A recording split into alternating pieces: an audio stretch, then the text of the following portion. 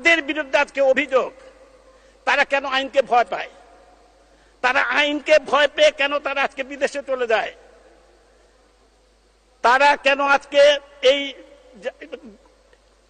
বেনজির সাহেব বলেন বা আজকে সেই কর্মকর্তা বলেন, ছাগলকান্দের সেই কর্মকর্তা বলেন, তারা কেন আইনকে ভয় পায়? আইনকে ভয় পায় বলেই তো আমাদের ভয় হয় নিশ্চয়ই তারা দুর্নীতিগ্রস্ত, এবং তাদের বিরুদ্ধে যে অভিযোগ সেই অভিযোগগুলো সত্য, এটা ষড়যন্ত্রের অংশ। কিন্তু তারপর এই অভিযোগগুলো তাদের বিরুদ্ধে যে সত্য, তারা যেহেতু আইনকে ভয় পায় তার জন্য এটা প্রতীয়মান হয়। আমি একটা কথাই বলতে চাই, কেবলমাত্র বেশি কথা না বাড়িয়ে একটি বিষয় আমি উল্লেখ করতে চাই।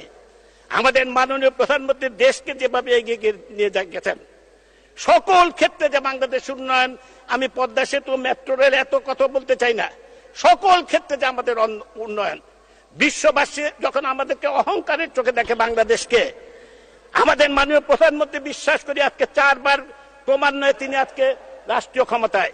আমরা বিশ্বাস করি মালয়েশিয়ার মহাতির মোহাম্মদকে ছাড়িয়ে যাবেন তিনি, যদি এই দুর্নীতি, ব্যাংক লুটেরা এবং এই অপকর্ম যারা করে তাদের বিরুদ্ধে যদি আজকে ব্যবস্থা গ্রহণ করা যায়। বিশ্বাস করি আবার তিনি ক্ষমতায় আসবেন, রাষ্ট্রীয় ক্ষমতায় আওয়ামী লীগ আসবে এবং মাননীয় প্রধানমন্ত্রী আবার সরকার গঠন করতে পারবেন। এই দুর্নীতিবাজদের যদি ব্যবস্থা গ্রহণ করা হয়, এটা এখনই সময় এদের বিরুদ্ধে ব্যবস্থা গ্রহণ করা।